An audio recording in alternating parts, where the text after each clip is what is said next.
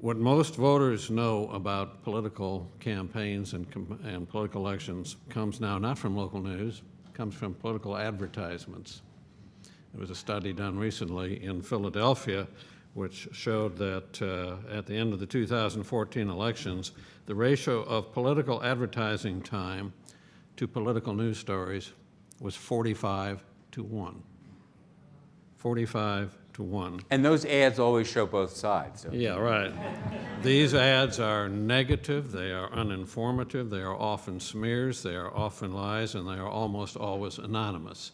They may be brought to you by some group calling itself Citizens for Purple Mountain Majesties and Amber Ways of Grain, but maybe it's a chemical company dumping sludge into the local harbor or whatever.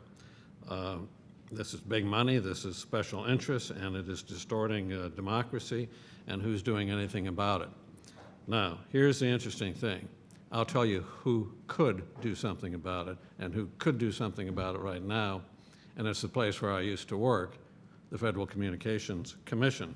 There is something called sponsorship identification rules that go back to the original launch of the Telecommunications Act in 1934, which says that people have a right to know who is sponsoring commercial ads, political ads, whatever, on radio, on TV, on cable. It's never really been enforced or implemented with regard to political campaigns, but it has with regard to commercial.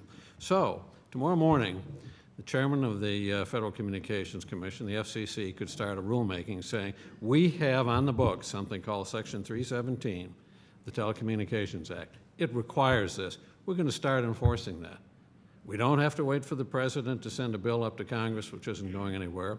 We don't have to wait for Congress to pass some kind of disclosure act. It is in the authority that the Federal Communications Commission has. And within 60, 90, or 120 days, you could put out a notice, you could get public comment, you could come up with the exact formula so that instead of Citizens for Purple Mountain Majesties, you'd have the top 4 contributors. So Mike, could you give us Chairman Tom Wheeler's cell phone number so that we can get this rolling so that tomorrow morning that could happen? This is at the top of my bucket list right now going forward. Excellent. I think it's Great. really important, and I think it's an issue that can really get some traction during this campaign when we are going to be talking about the role of money in campaigns. Terrific. Thank you.